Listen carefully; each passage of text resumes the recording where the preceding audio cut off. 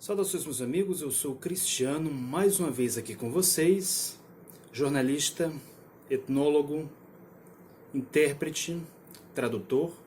Vou falar com vocês hoje a respeito do Círculo de Fogo. Círculo de Fogo, que é talvez o filme mais conhecido sobre o Exército Vermelho assistido no Brasil. O Círculo de Fogo, que foi filmado em 2001 pelo Jean-Jacques Annaud e que é citado em praticamente todo tipo de diálogo, todo tipo de conversa que você puder imaginar sobre o Exército Vermelho. Antes de falar sobre o Círculo de Fogo, eu quero convidar vocês para uma reflexão, para uma introspecção. Imagine que o avô de vocês lutou num dos maiores combates da Segunda Guerra nos campos da Itália, Monte Castelo, Montese. O seu pai, talvez o seu avô, talvez mesmo o seu bisavô. E, de repente, um diretor de cinema resolve fazer um filme no qual o seu avô, o seu pai, é apresentado como um completo covarde. Ou, na melhor das hipóteses, se é que a gente pode chamar de melhor, ele é apresentado como um oficial cruel, sanguinário, que fuzila os seus próprios soldados, que não tem nenhum tipo de preparo, nem militar, nem político, e muito menos humanístico, digamos assim. Você consegue imaginar esse tipo de cena? Soldados da Força Expedicionária Brasileira sendo apresentados da pior maneira possível, da forma mais desumana e selvagem possível? Pois é exatamente isso que acontece, senhores, em um filme dirigido pelo diretor francês Jean-Jacques Annaud, O Círculo de Fogo, que em inglês é chamado de Enemy at the Gates. Um filme que tem pretensões de retratar a história do Vassili Zaitsev, que foi um dos maiores snipers da Segunda Guerra e talvez o maior, talvez não, de fato o maior sniper da Batalha de Stalingrado. Esse filme, para quem não sabe, ele foi proibido nos cinemas da Rússia. Ele foi muito criticado, inclusive estudado por historiadores, por cinégrafos, por diversas personalidades, por autoridades no assunto, e inclusive refutado até mesmo por veteranos da Segunda Guerra Mundial. Stalingrado, para quem não sabe, foi a maior batalha da história, foi uma batalha que decidiu os rumos da humanidade. Naquele momento ali, o mundo prendeu a respiração e entendeu que o resultado daquela vitória seria o resultado do que nós teríamos daqui para frente.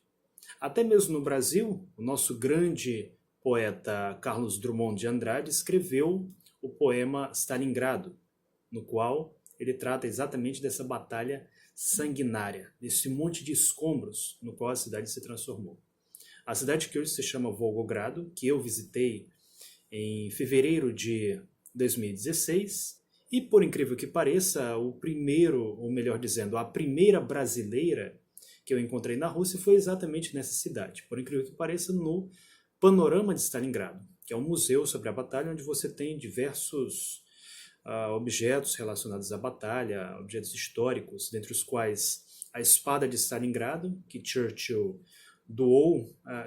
entregou a Stalin como presente do rei da Inglaterra aos combatentes de Stalingrado, e o fuzil da Lyudmila Pavlichenko, além do fuzil de Vassili Zaitsev, quer dizer, um museu ímpar, digamos assim, que eu visitei na companhia de russos que falam excelente português, que foi a Marina e o Diniz, e da Rafaela, que foi exatamente essa brasileira que conheceu esse museu. Filmar sobre Stalingrado não é uma tarefa fácil. Não é uma tarefa fácil, inclusive para os próprios russos.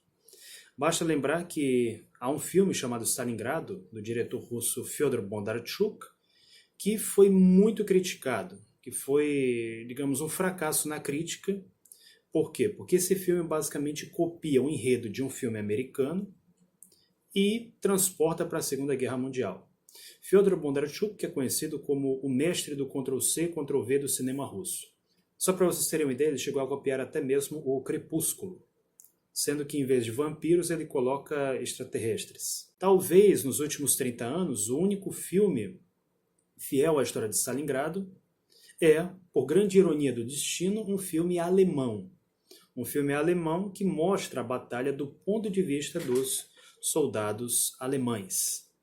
O Círculo de Fogo começa com o que já de cara, para quem conhece a história, para quem estudou, para quem pesquisou a biografia do Wassily Zaitsev, para quem pesquisou a história da Segunda Guerra Mundial, da Batalha de Stalingrado em si, já faz logo saltar os olhos.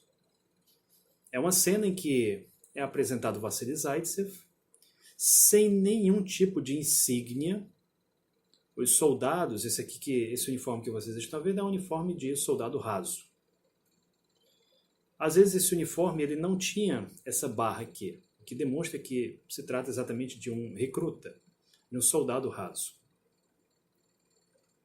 Wassily Zaitsev, que era sargento da Infantaria Naval Soviética, que é como é chamado o Corpo de Fuzileiros Navais na União Soviética e na Rússia atual, sendo apresentado como um soldado raso. Seria mais ou menos como você fazer, sei lá, um filme sobre o Papa e o Papa é apresentado como um pároco qualquer. É uma coisa completamente sem noção. Quer dizer, não se deram sequer o trabalho de pesquisar a história dele, que é amplamente documentada, que está inclusive disponível em páginas na internet que você acessa de forma inteiramente gratuita. E eles não se deram ao trabalho de pesquisar a biografia do personagem principal, que era um sargento graduado, que estava na Marinha e foi voluntário para ir para o Exército Vermelho. Depois que a unidade dele, depois que um grande contingente de marinheiros e de soldados foram completamente aniquilados na Batalha de Odessa. A Batalha de Odessa, na qual lutou, a propósito, Lyudmila Pavlichenko. E que o Wassily Zaitsev, exatamente para se vingar desses soldados, não apenas ele, como muitos outros infantes navais, que são a tropa de elite, eram a tropa de elite das Forças Armadas Soviéticas, é apresentado como um soldado raso, como um recruta. Um recruta que aprendeu a atirar não nas Forças Armadas Soviéticas, mas que trazia isso desde a sua infância, aprendeu com seu avô a atirar. O que de fato é verdade. O que não é verdade é o fato de que ele era um soldado raso. Seria como você fazer um filme sobre o sargento Maxwell Filho, da Força Expedicionária Brasileira, e apresentá-lo como soldado raso. Com certeza muitos brasileiros, especialmente militares, iriam ficar insatisfeitos. Iriam dizer que isso é mentira e que o filme não corresponde de forma alguma, quer dizer, que passa longe de ser história. Mas aí aparecem outros absurdos nesse filme. A gente tem um momento em que eles chegam numa estação de trem e que nessa estação de trem, o trem deles, o vagão do trem, é trancado por fora. Um trem de transporte de soldados. Quer dizer, se chegasse um avião ali e alvejasse aquele vagão, então estava todo mundo morto. Você não tinha nem como contra-atacar esses aviões. Relatos de que essa história de trancar o vagão por fora acontecia na Primeira Guerra Mundial. Quer dizer, quase 30 anos antes da Batalha de Stalingrado. E detalhe, isso nas Forças Armadas do Reino Unido, no Exército Britânico. Eles trancavam os vagões por fora. Não no Exército Soviético. E como se isso fosse pouca coisa, segue o Festival de Absurdos. Eles seguem até um porto no qual há uma série de barcas à espera dos soldados a fim de fazer a travessia do rio Volga. O rio Volga, que é o principal rio de Stalingrado. Stalingrado é uma cidade muito, mas muito longa. É uma cidade que tem centenas de quilômetros de comprimento. Porque a cidade de Stalingrado, que hoje se chama Volgogrado, é como Recife. Recife, como é Recife, a cidade, ela se estende todinha pela costa. E em Stalingrado, em Volgogrado, é exatamente a mesma coisa. Você tem um rio Volga separando. Nesse momento, você não se dá conta de sequer uma bateria antiaérea. Bateria antiaérea que era o que mais tinha na União Soviética. Inclusive filmes feitos sobre esses artilheiros antiaéreos você pode encontrar. É o caso de Isores Essirri, sobre mulheres que defendem uma vila da aviação nazista. Voltando aqui para Stalingrado. Os soldados voltam para sua barca, entram na sua barca. Não vemos sequer uma artilharia antiaérea. Não vemos um caça soviético fazendo o patrulhamento aéreo. E nós encontramos aqui mais um absurdo, que é uma travessia de barcos sendo feita de dia. Travessias de barco eram feitas, sim, na Batalha de Stalingrado, mas elas eram feitas durante a noite, quando a visibilidade era muito pouca e, consequentemente, havia mais segurança para esse transporte. É uma coisa confirmada, inclusive, por historiadores militares, por especialistas no assunto, como o Boris Yulin.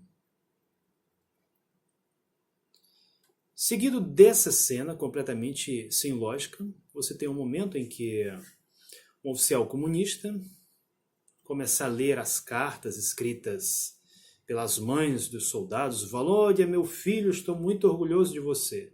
Quer dizer, a aviação atacando, mandando ver, e o oficial simplesmente lendo cartas para soldados. E para completar o absurdo, alguns soldados completamente vestidos, com traje, no caso de outono, com trajes com roupas quentes, com o capote. O capote que é um uniforme pesado, eu já utilizei aquele capote ali em encenações, e eles simplesmente se atiram no rio, totalmente vestidos de cima a baixo.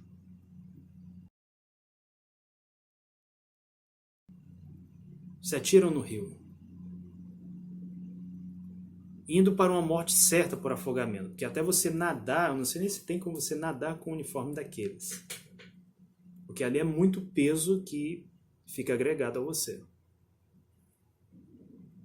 E os soldados começam a se atirar. Quer dizer, o que o diretor quis dizer com uma cena dessas? Fica mais do que evidente que é passar a ideia de que todos os soldados do Exército Vermelho eram covardes.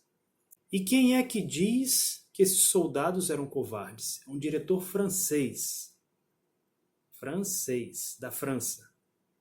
Existe uma piada na Rússia que diz que a França tem a bandeira tricolor porque se eles entrarem em guerra, então rasga o vermelho, rasga o azul, e aí eles levantam a bandeira branca pedindo a paz. E essa piada é uma piada bastante historicamente fiel, se nós tomarmos em consideração que a França foi um dos primeiros países a se render. A cidade de Stalingrado resistiu por mais tempo do que um país inteiro que foi a França. A França que, a propósito, no ano de 1939, tinha o exército mais moderno da Europa e que foram derrotadas pela Alemanha nazista, que em 1939 era muito inferior à França, especialmente em aspectos técnicos. Os franceses que se renderam depois de um mês de guerra. Quer dizer, a Batalha da França não durou sequer um mês. O que demonstra, o que nos dá total autoridade para dizer que os franceses foram grandes covardes. Grandes covardes que não só se renderam, como formaram um regime colaboracionista, que foi o regime de Vichy, comandado pelo Marechal Pétain, os franceses que não fizeram praticamente absolutamente nada na Segunda Guerra Mundial e que, por incrível que pareça, ainda foram apresentados como vencedores dessa guerra. Existe até um relato de que, quando o alto comando alemão apresentou a sua rendição, ela foi primeiramente apresentada ao marechal da União Soviética, Georgy Zhukov. Ele recebeu a rendição. Depois ao alto comando britânico, ao alto comando alemão, e de repente está lá um general francês. E então esse nazista perguntou: mas peraí, o que ele está fazendo aqui? Esses aí também nos venceram? Ele faz essa pergunta. Porque o papel da França foi um papel quase nulo na Segunda Guerra Mundial. Talvez o exército brasileiro fez muito mais contra a Alemanha nazista do que a França. E aí um diretor francês, que não se deu sequer ao trabalho de pesquisar a biografia do personagem principal do filme, quer apresentar ao mundo a versão de que soldados soviéticos, de que russos eram covardes, quando ele vem de um povo conhecido internacionalmente na história das guerras pela sua covardia. E aí vem o momento seguinte, aquele clássico que já foi reproduzido em filmes, inclusive até em filmes coreanos, para vocês terem uma ideia. Reproduzido em jogos eletrônicos, reproduzidos até mesmo por professores, por historiadores militares, como sendo uma verdade histórica. Na época que eu servi ao Exército Brasileiro, quando eu fiz NPOR, me tornei oficial do Exército Brasileiro, eu me recordo como um capitão do QCO, ele comentou que, não, porque nas Forças Armadas Soviéticas era um fuzil para cada 5 soldados. E aí, simplesmente, eles tinham que escolher entre as balas alemãs ou as balas dos próprios oficiais. Um relato que você não encontra em nenhum livro de história, nem mesmo nos livros de história americanos, nem mesmo nos historiadores americanos, os historiadores ocidentais. É mera invencionice de filme. Lembrando que filme não é critério para você conhecer a história. Até porque se você quiser conhecer a história do Exército Vermelho, se você quiser saber se esses militares, se esses oficiais realmente eram esses covardes que o filme demonstra serem, basta você assistir a um excelente filme documentário do exército americano chamado The Battle of Russia, ou seja, a Batalha da Rússia. E nesse filme, A Batalha da Rússia, você tem pronunciamentos de personalidades das Forças Armadas americanas, do alto comando, alegando que a história não conhece nenhum exemplo de heroísmo, de dedicação, de abnegação, como aquele dos soldados do Exército Vermelho. Se você pegar até mesmo um livro em português como esse aqui, Ação das Pequenas Unidades Alemãs na Campanha da Rússia, baseado em relatos de oficiais nazistas capturados pelo exército americano, eles descrevem em inúmeras oportunidades a valentia do soldado vermelho, a ousadia deles, a coragem. Em livros como esse aqui, Народные мстительницы и мстители, que trata das ações dos partisanos, ou seja, dos guerrilheiros soviéticos, e das guerrilheiras também, como você pode ver aqui, você encontra inúmeros exemplos de como até mesmo crianças, um garoto, quer dizer, de 16 anos, que após dinamitar uma ponte pela qual passava um trem da Alemanha nazista, conseguiu fazer uma coisa que talvez uma chance de 1 para 1 milhão de acontecer. Ele conseguiu capturar um general da Alemanha nazista, depois de dinamitar o seu trem. Foi inclusive condecorado por isso, por bravura. Quer dizer, esse era o verdadeiro soldado do Exército Vermelho. Aquele soldado apresentado no filme O Círculo de Fogo, aquilo ali é uma caricatura. Aquilo ali é um preconceito enorme, é um sinal sublime de desonestidade histórica, tanto dos produtores do filme quanto do seu diretor, principalmente. E aí, claro, vem depois disso mais uma sequência de cenas completamente absurdas. Os soldados chegam às margens do rio e começam a receber os seus fuzis. Fuzil Mosin. Pegue o seu fuzil. Se você não receber um fuzil, fique atrás do que tem. Para que quando quem tiver o rifle morrer, você pegar o rifle dele.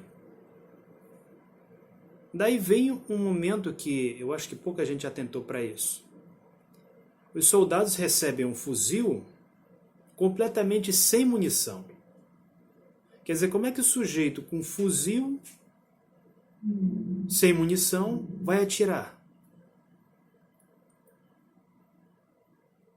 Prestem atenção no filme. Eles não têm munição quando eles recebem um fuzil. Um recebe só o fuzil, o outro recebe só a munição. E eles simplesmente são forçados a correr para cima dos nazistas. O que o diretor quis dizer com a cena dessas? Que o alto comando soviético estava entregando armas, quer dizer, armamentos e munição de graça para os nazistas? É isso que o diretor Jean-Jacques Annaud quis dizer com essa cena completamente absurda, completamente ilógica e, poderíamos dizer, até mesmo hilária? Parem bem para pensar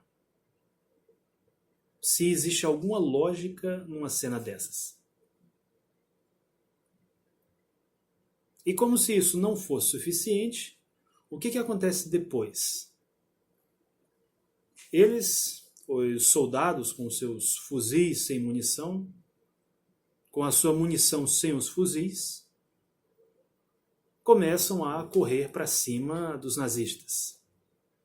O que eles iam fazer sem munição, isso aí é difícil de saber. Talvez os comandantes soviéticos eram tão cruéis, mas tão cruéis, que queriam fazer com que os seus soldados fossem para a luta corpo a corpo contra soldados muito bem armados.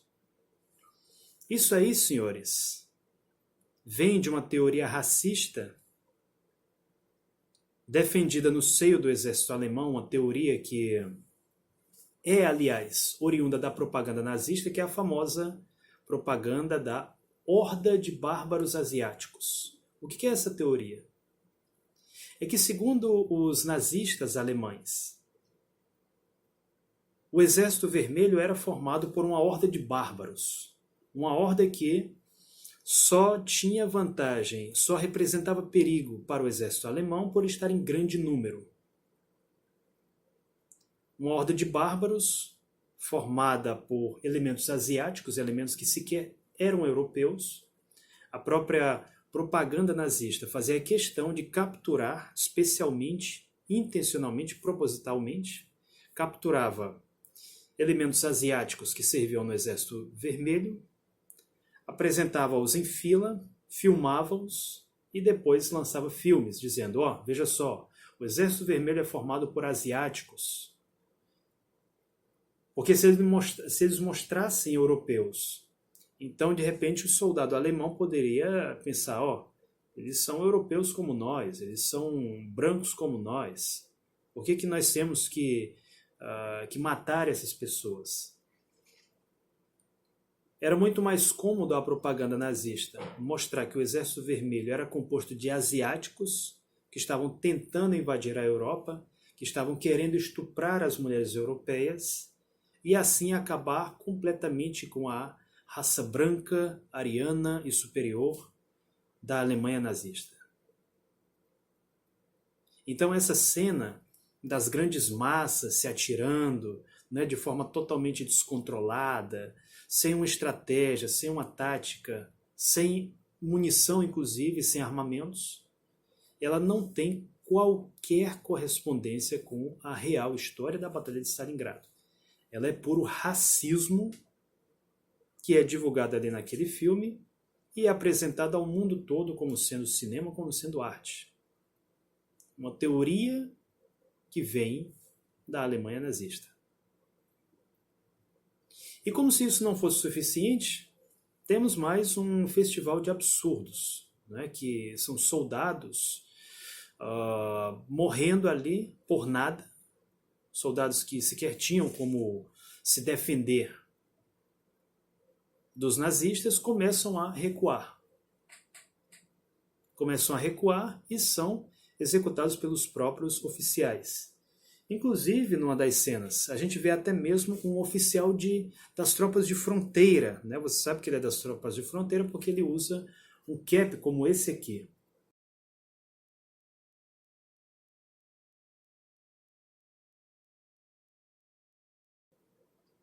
Com isso aqui verde. Reparem que até hoje em dia, se você chegar no aeroporto, na Rússia, Belarus, na Ucrânia, você vai ver que os oficiais utilizam não esse tipo de cap aqui, que é um cap da Segunda Guerra, mas com essas mesmas cores aqui, típicas das tropas de fronteira.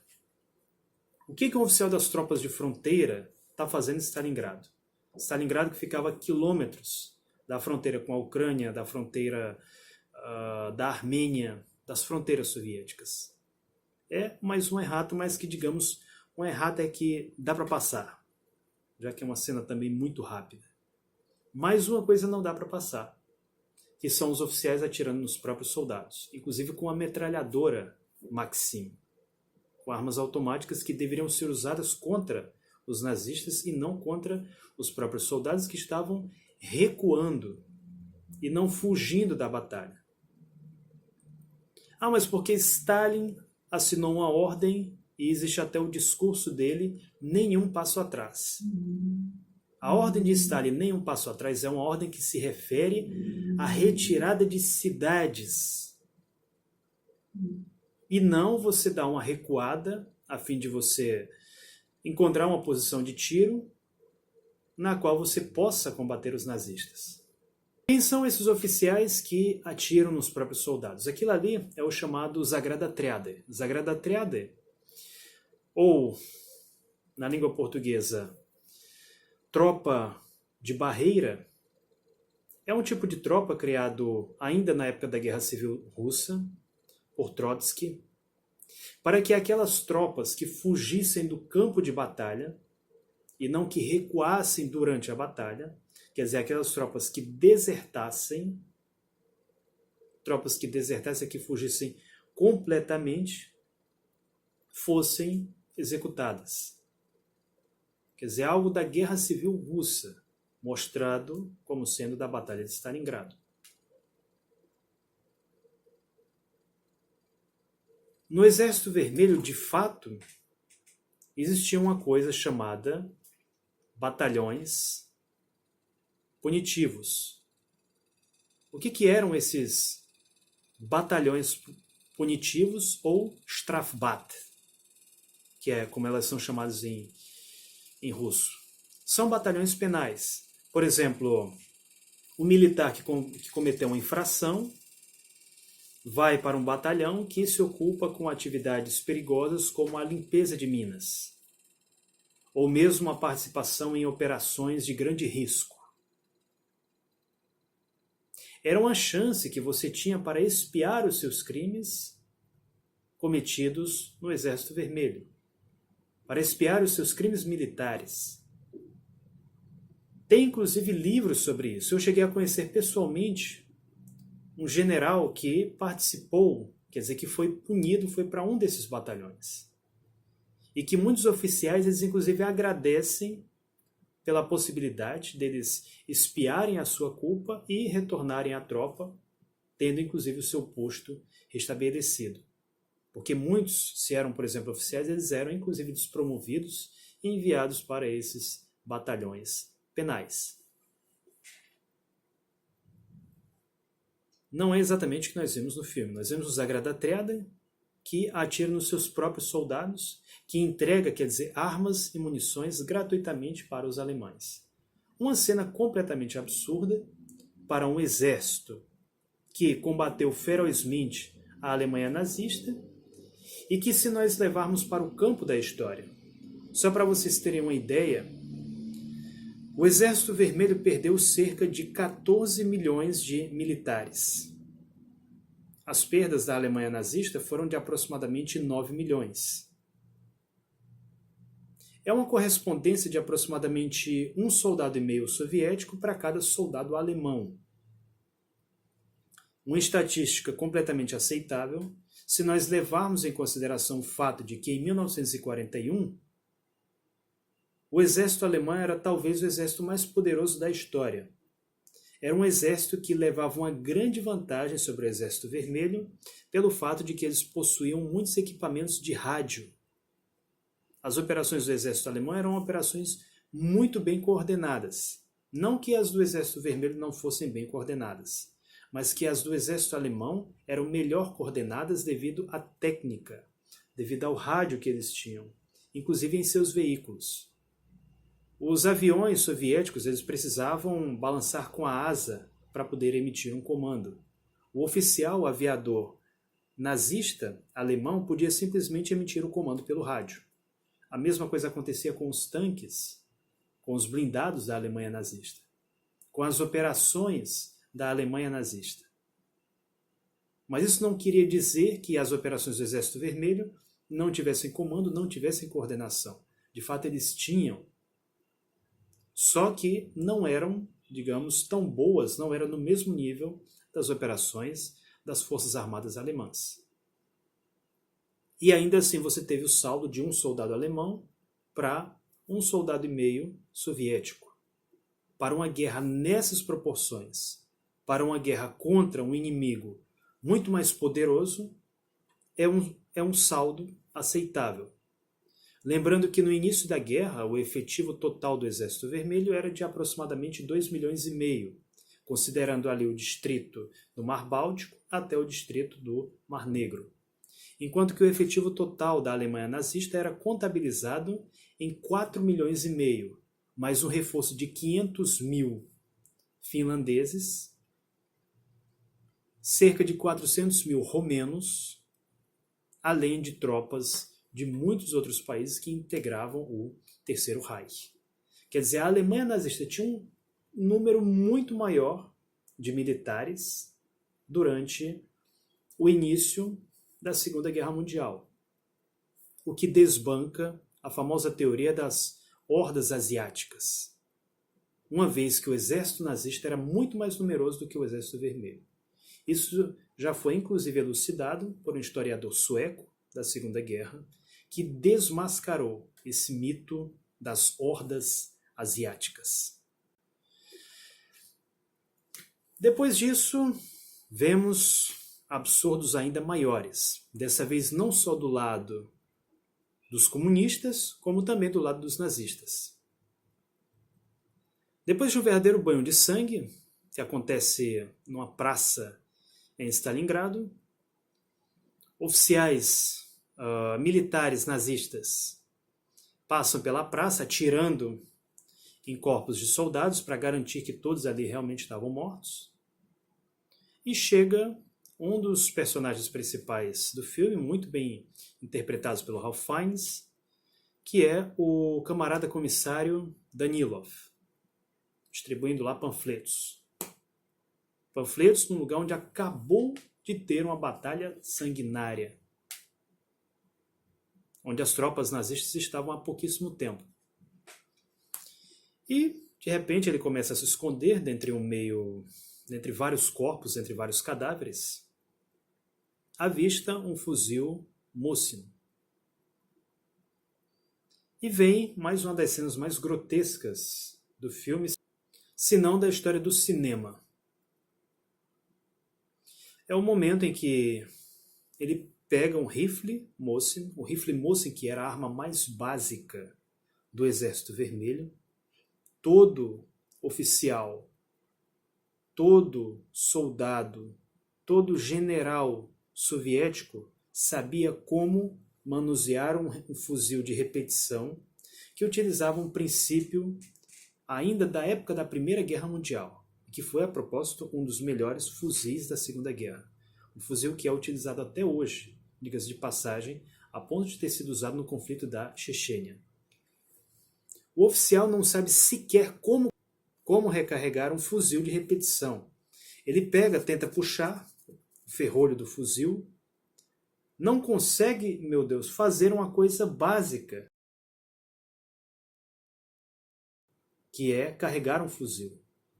Como é que o sujeito vai para uma escola de formação de oficiais e não sabe, meu Deus, como carregar uma arma tão básica como um fuzil?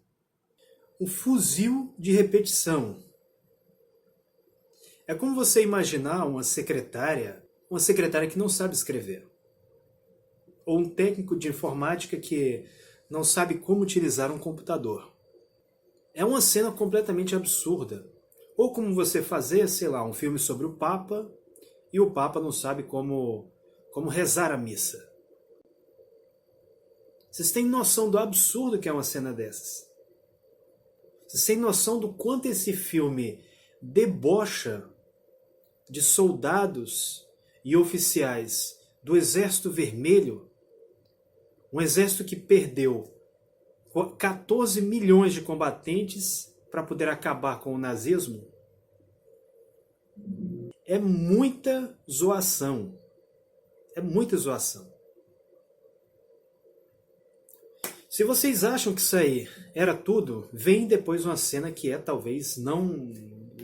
Bem, depois dessa cena você pode ter certeza de que aquilo está mais para um filme de comédia do que um filme sobre a Segunda Guerra. Um filme, diga-se de passagem, digno de uma boa paródia. O oficial Danilov avista Vassili Zaitsev, que no filme é um soldado raso, pergunta para ele, dá início a uma sequência de diálogos que é talvez a mais absurda do cinema, especialmente do cinema de guerra. Ele pergunta: você sabe atirar? Você, o soldado do Exército Vermelho, sabe atirar com um fuzil, que é a arma básica do Exército Vermelho? Nessas horas eu fico lembrando, né, daqueles diálogos de um brasileiro, um cearense, talvez o mais honesto, por assim bem dizer, chamado Seu Lunga. Ali era para ele ter dado uma resposta bem no nível do Seu Lunga. Não, eu não sei atirar. Eu vim servir no Exército Vermelho, eu estou aqui no Exército Vermelho para aprender a fazer cinema. Para aprender a fazer cinema no nível aqui do meu diretor. Eu sou um soldado, não sei atirar. Eu vim para o Exército Vermelho para aprender a fazer um filme como eles fazem na França. Porque eu não tenho miolos. Então, eu, soldado, não sei atirar. Eu, soldado, sei fazer filmes como diretor francês. Quer dizer, uma cena... Pensem na lógica disso. O sujeito é um soldado e o cara pergunta se ele sabe atirar. Pelo amor de Deus. De onde foi que esse diretor tirou esse tipo de enredo, esse tipo de diálogo?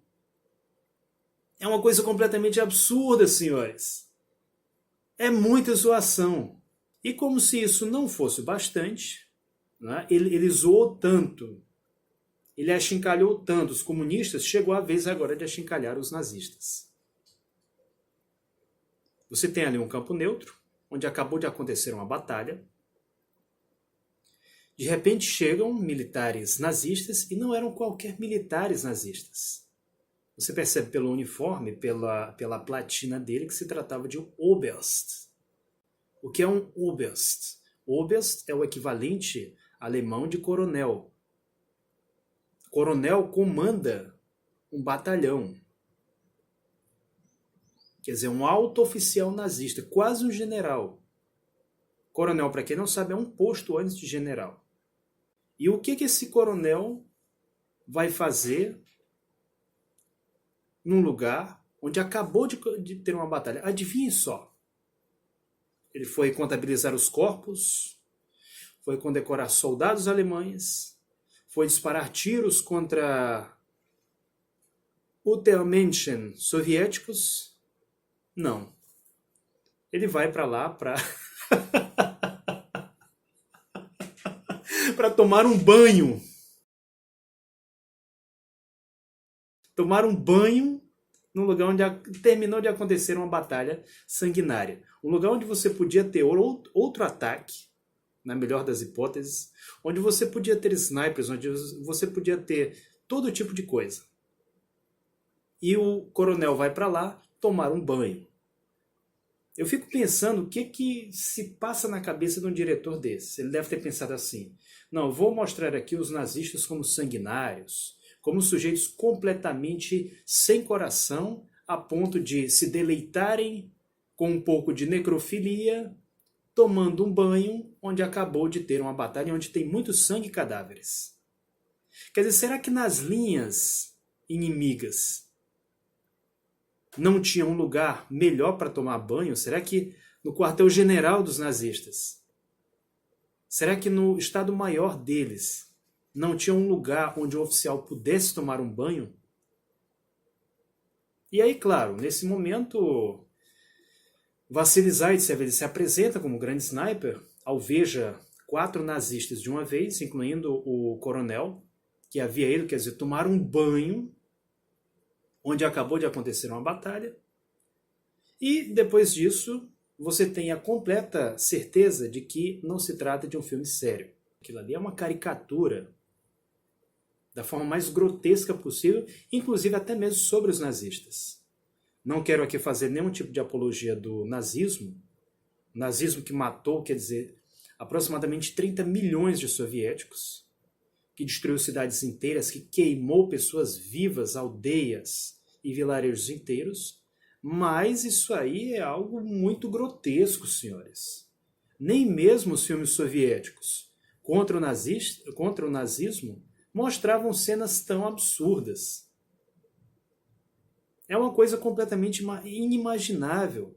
Como é que um diretor faz uma obra desse tipo, com esse tipo de enredo?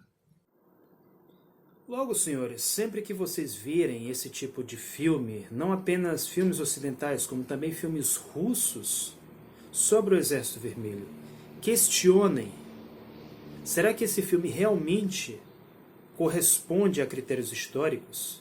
Pesquisem. Há muitas fontes em português, como essa aqui, por exemplo, no qual você tem a verdadeira imagem, o verdadeiro quadro, o verdadeiro retrato do soldado do Exército Vermelho. Você tem livros como esse aqui, que a propósito ainda não foram lançados em português. Esse que é o meu livro, o livro de uniformes do Exército Vermelho. Eu agora estou à procura de uma editora que possa publicá-lo. Esse livro, que a propósito é um excelente livro, é um trabalho meu, do fotógrafo russo Evgeny Mukhanov, que inclusive sabe falar português.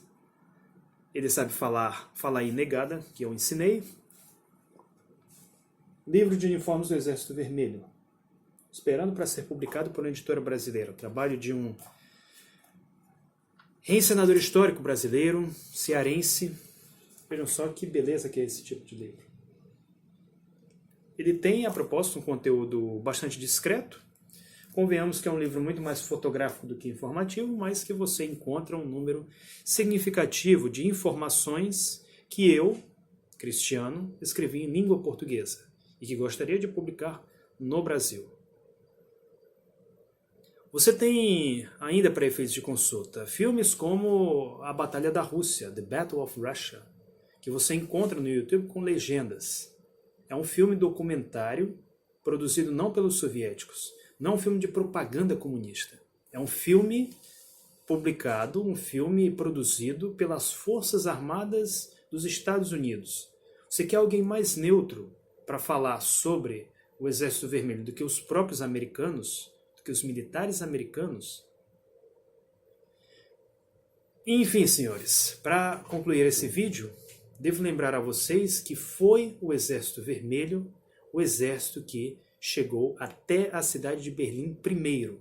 Foi o exército que fincou a bandeira vermelha no Reichstag, que recebeu a rendição incondicional dos nazistas. E que um exército dessa natureza, um exército capaz de sacrificar centenas de milhares de homens para libertar não apenas o seu país, como também países como a Polônia, Romênia, Hungria, Áustria, do domínio do nazismo, não é e nem poderia ser nunca composto por covardes. O Exército Vermelho realizou as maiores operações militares da história, alcançou a vitória, o sucesso, garantindo assim a vitória do humanismo sobre o racismo. Esse foi o verdadeiro Exército Vermelho Operário Camponês. Um exército que em quase nada se parece com uma imagem tão desrespeitosa, caricaturesca e grotesca como aquela apresentada no filme O Círculo de Fogo. Um filme de histeria e propaganda anticomunista e de russofobia.